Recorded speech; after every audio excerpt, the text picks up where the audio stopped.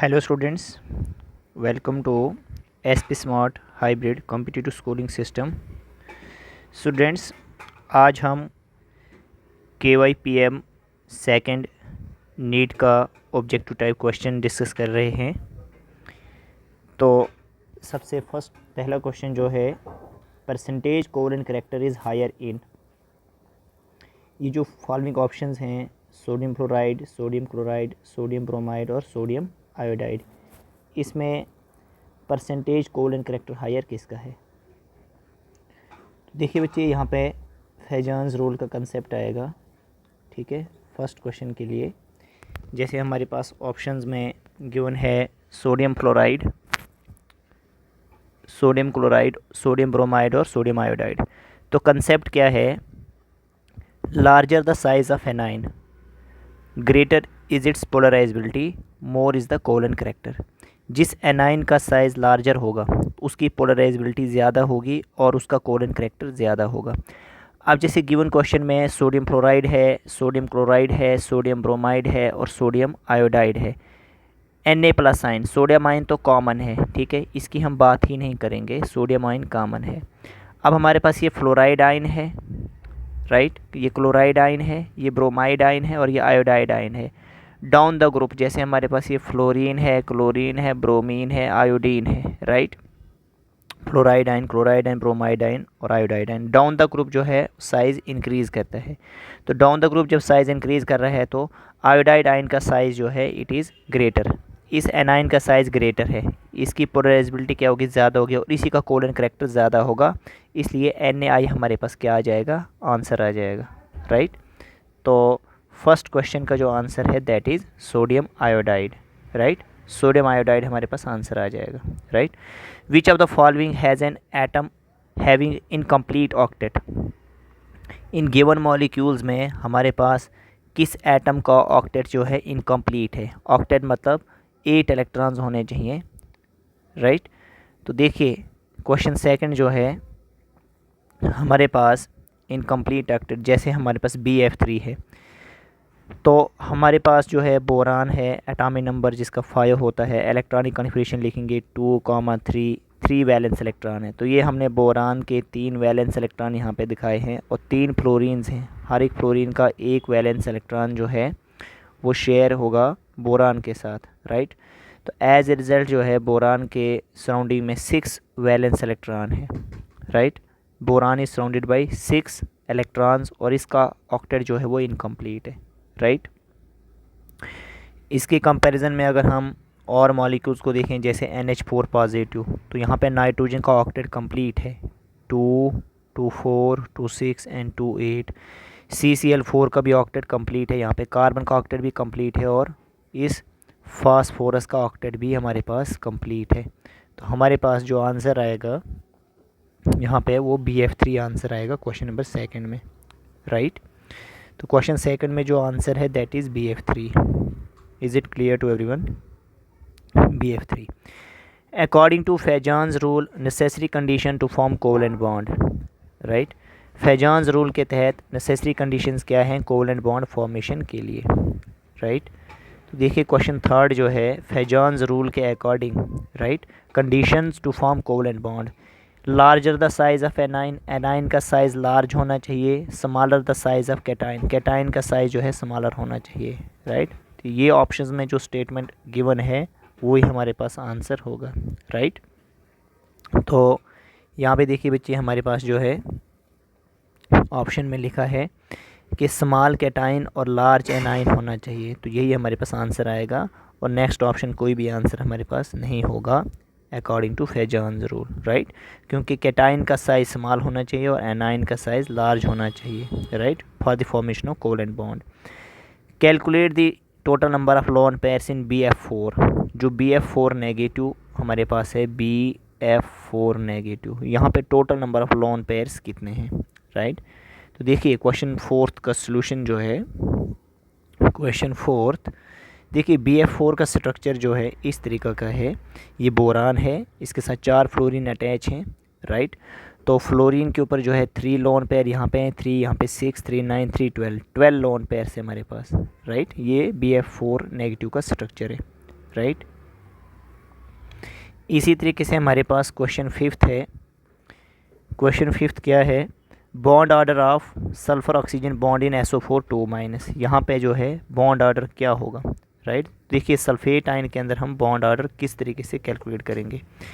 तो sulphate ion के अंदर जो बॉन्ड ऑर्डर है, राइट, बॉन्ड ऑर्डर जो कैलकुलेट करेंगे, ये सबसे पहले सल्फेट आयन का स्ट्रक्चर है। तो बॉन्ड ऑर्डर के लिए फार्मूला है number of bonding electron pairs upon में नंबर ऑफ़ बॉन्डिंग एटम्स। अब बॉन्डिंग इलेक्ट्रॉन पेयर्स कितने हैं, ये कि 1 इलेक्ट्रॉन पेयर ये है 1 2 3 4 5 6 बॉन्डिंग इलेक्ट्रॉन पेयर्स हैं। और जो है हमारे पास बॉन्डिंग एटम जो हैं सल्फ़र के साथ में 4 हैं। 3/2 आ जाएगा और 1/1.5 में हमारे पास आंसर आ जाएगा बॉन्ड ऑर्डर, राइट। तो सल्फ़र और ऑक्सीजन का जो बॉन्ड ऑर्डर है that is 1.5 in sulphate ion, right. Next question जो है 6th question, geometry of XeF4 is. तो देखिए हमारे पास जो XeF4 का ज्योमेट्री है वो हमारे पास कैलकुलेट करके क्या आएगा, राइट। वो हमारे पास ऑक्टाहेड्रल ऑप्शन होना चाहिए, राइट, ऑक्टाहेड्रल, राइट। देखिए कैलकुलेट किस तरह से ज्योमेट्री हम करेंगे, ज्योमेट्री किस तरीके से कैलकुलेट करेंगे। क्वेश्चन 6th है, देखिए ज्योमेट्री ऑफ XeF4। सबसे पहले ये Xe है, इसके साथ 4 फ्लोरीन जो हैं ये इक्वेटोरियल बॉन्ड्स पे इक्वेटोरियल पोजीशन पे अटैच होंगे और जो 2 लॉन पेयर्स होंगे वो इस तरीके से अटैच होंगे। तो ये जो शेप है ज्योमेट्री के अंदर bond pair plus lone pair दोनों कंसिडर होते हैं, तो इट इज़ ऑक्टाहेड्रल, राइट। तो हम हाइब्रिडाइजेशन भी फाइंड आउट कर सकते हैं, जैसे हाइब्रिडाइजेशन N इक्वल टू ये जो नोबल गैस है वैलेंस इलेक्ट्रॉन 8 होते हैं प्लस 4 मोनोवैलेंट एटम्स हैं, राइट। कोई प्लस माइनस चार्ज नहीं है, डिवाइड बाई 2, तो N का वैल्यू जो है 6 आ जाएगा। जब भी 6 वैल्यू आता है तो हमारे पास जो ज्योमेट्री होता है that is octahedral, right. Question 7th क्या है, हमारे पास क्वेश्चन 7th है the hybridization state of central atom in SF6। तो देखिए SF6 के अंदर हमको जो है हाइब्रिडाइजेशन कैलकुलेट करनी है।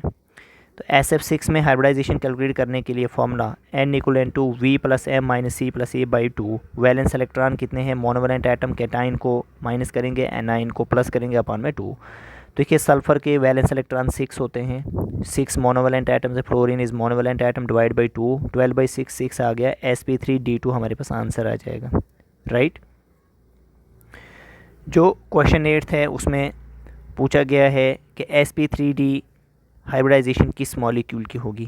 जैसे BF3 का हाइब्रिडाइजेशन कैलकुलेट करेंगे तो ये sp2 आता है, right.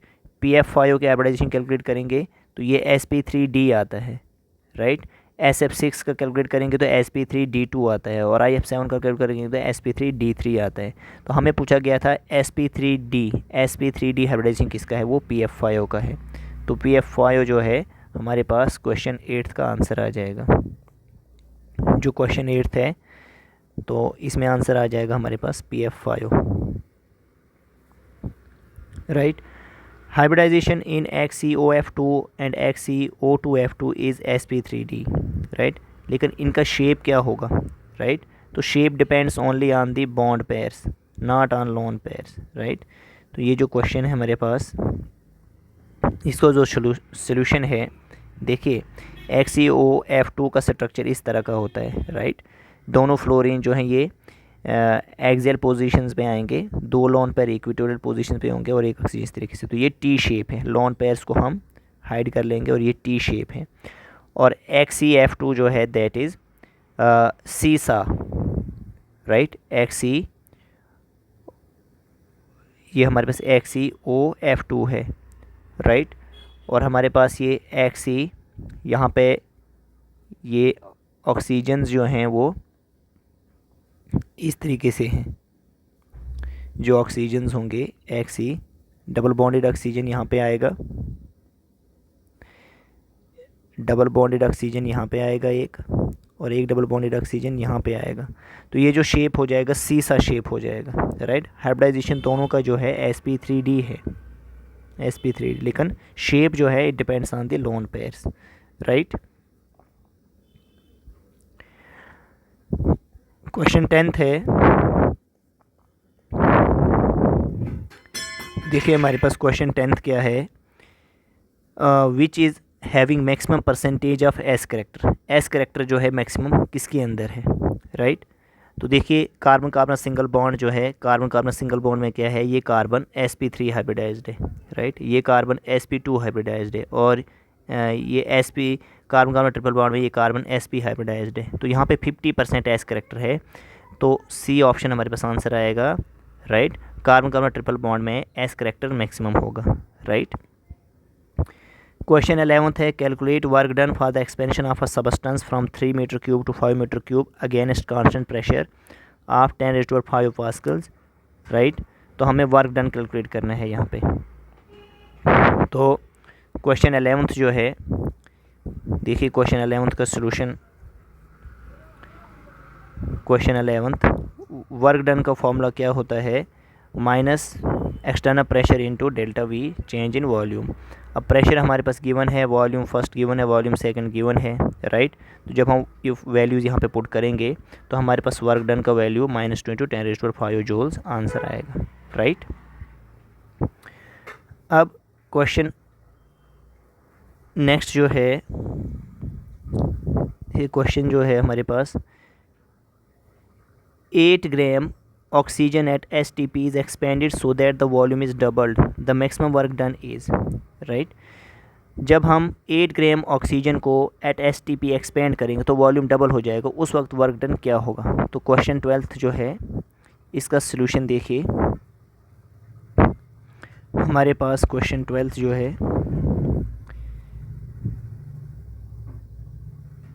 8 gram oxygen eight STP, तो प्रेशर कितना होगा 1 atm। तो हम मोल्स फाइंड आउट करेंगे यहाँ पे ऑक्सीजन के लिए, गिवन मास अपान में मोलर मास, और यह आ जाएगा 0.25 मोल। 1 mole of oxygen gas it contains 22.4 litre volume at STP, right.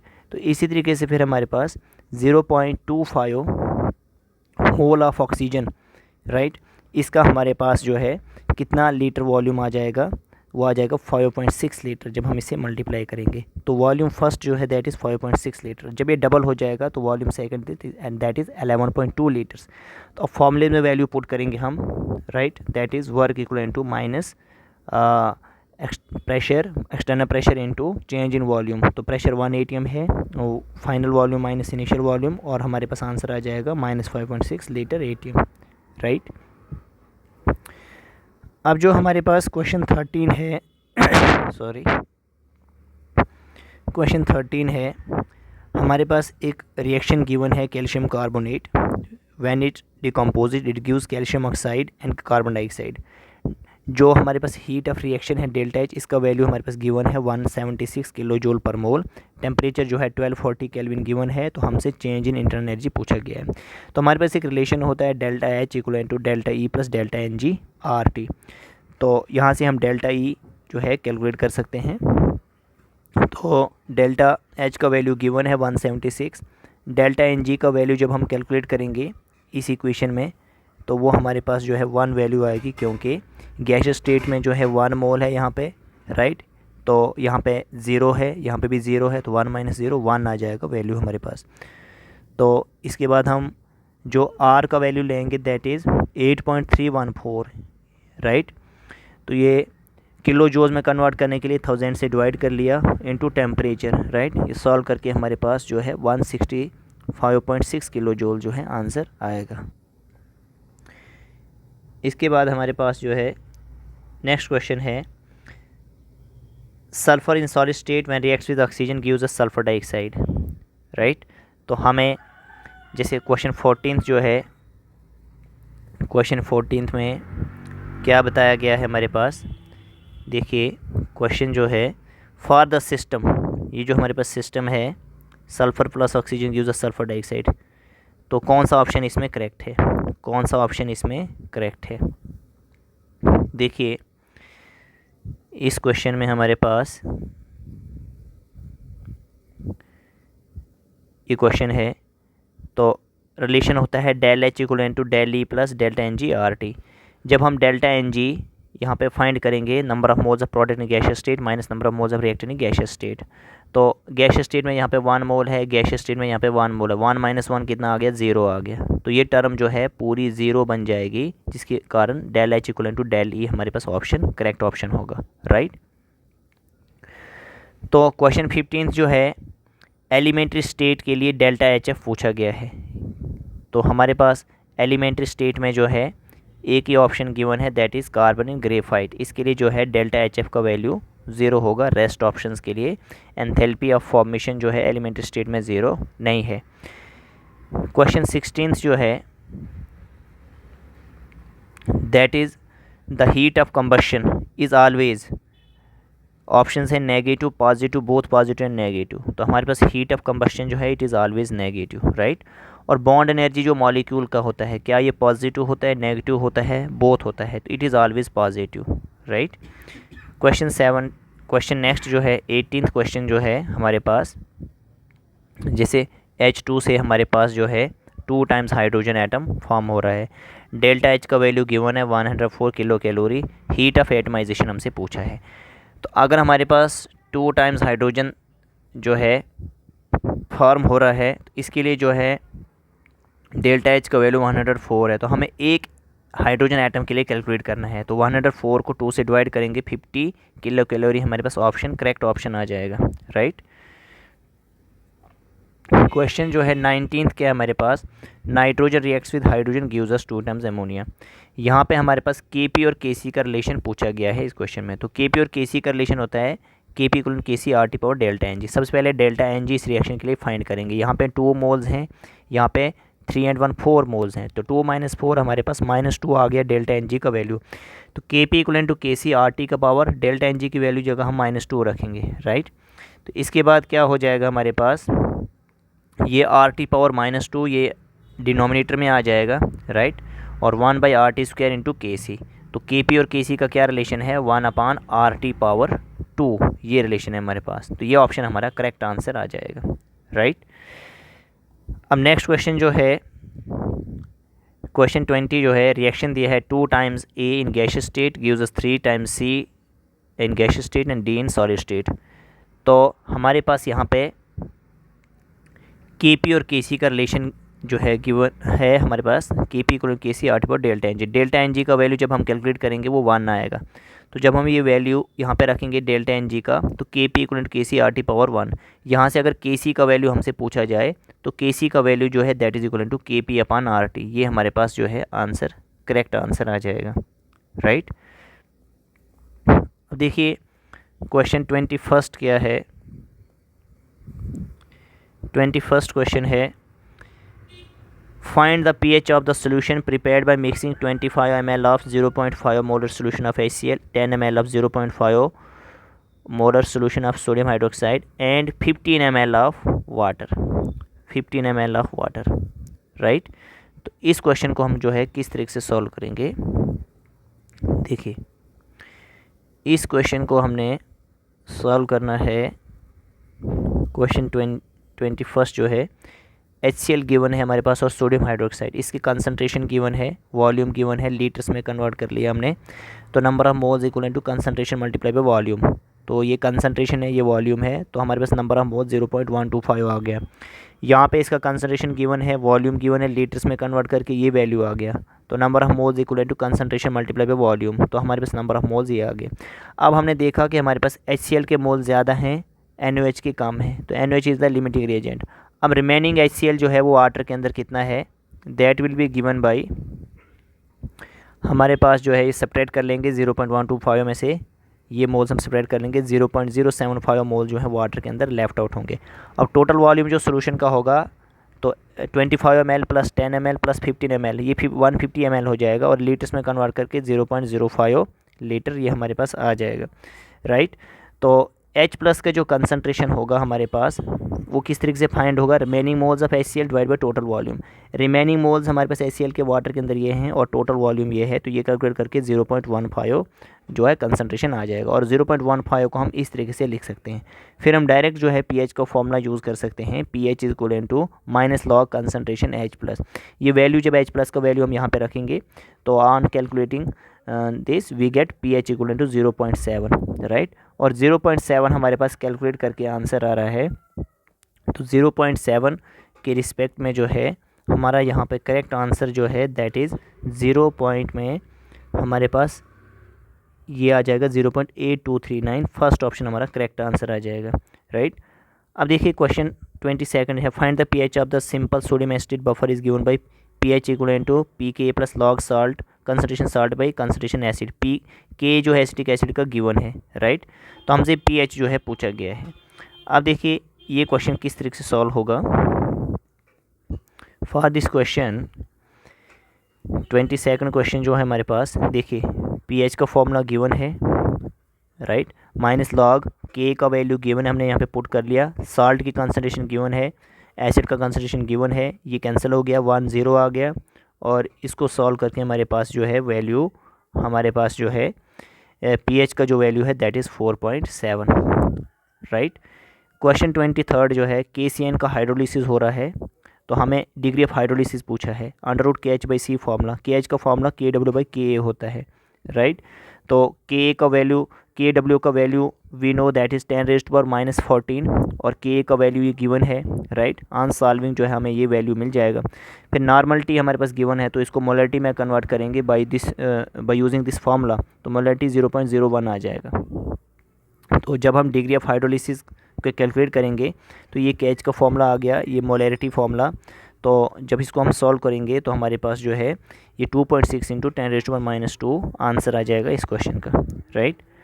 अब देखिए क्वेश्चन 24 जो है हमारे पास एक साल्ट गिवन है A2X3, इसके लिए सॉल्युबिलिटी गिवन है, राइट।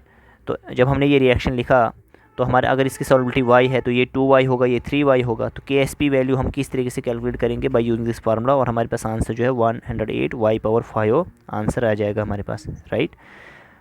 क्वेश्चन 25 पूछा गया है कि पिंक कलर जो फिनोल्फथालीन का है ये किसके कारण होता है, it is due to negative ion, right. Question 26 जो है KSP का वैल्यू हमारे पास गिवन है, ये कैल्शियम डाइफ्लोराइड है।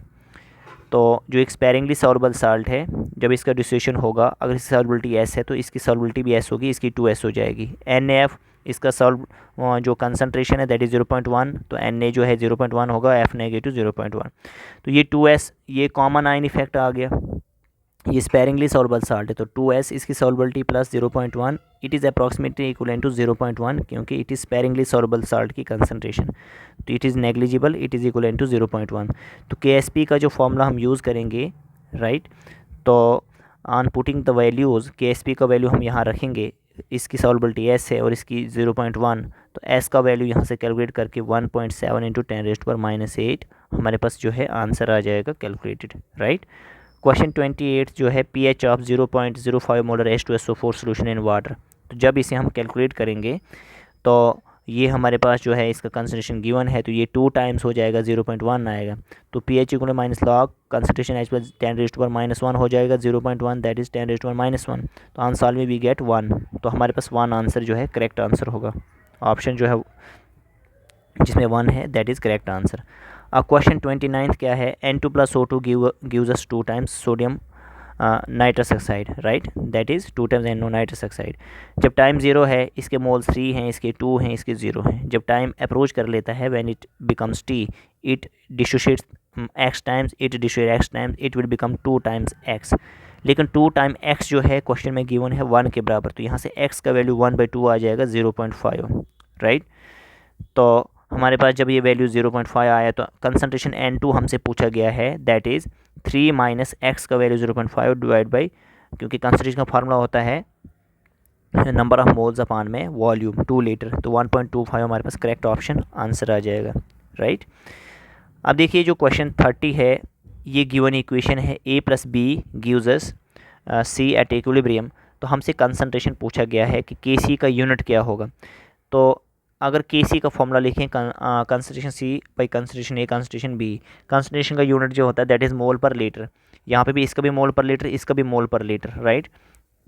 तो ये मोल पर लीटर और ये मोल स्क्वायर, मोल का स्क्वायर और लीटर इन्वर्स स्क्वायर हो जाएगा।